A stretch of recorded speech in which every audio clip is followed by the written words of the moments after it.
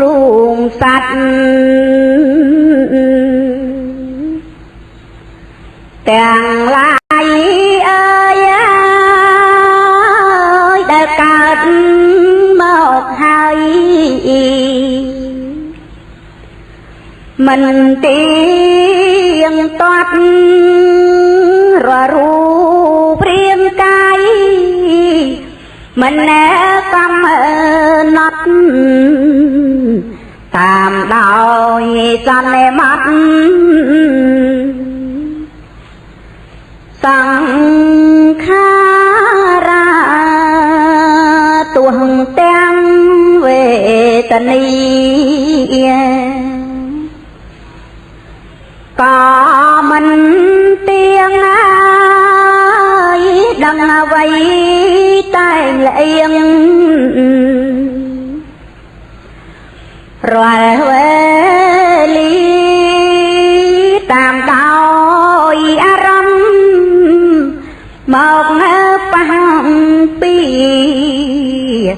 សុខប្រែคล้ายជាងទុកវិញបានរីឯសញ្ញាកា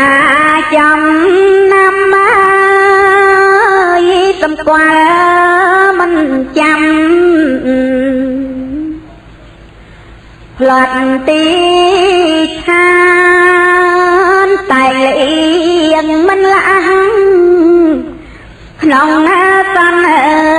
តានជួនកាលក៏ស្មានថាជាទុកទោះបីសង្ខារការតាំងតែក៏ឃើញចាំស្ដែងទាំងស្រីប្រុសជួនកាលតាំងតែក្នុងផ្លូវខុសជាហេតុឲ្យមនុស្សคล้ายជាសត្វទំបីវិញ្ញាណ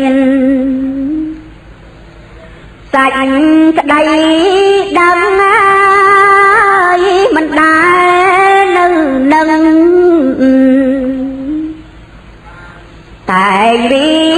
បត្តិវិនិច្ឆ័យទៅតាមធម្មតាចាប់ចូលប្រុងប្រយ័ត្ន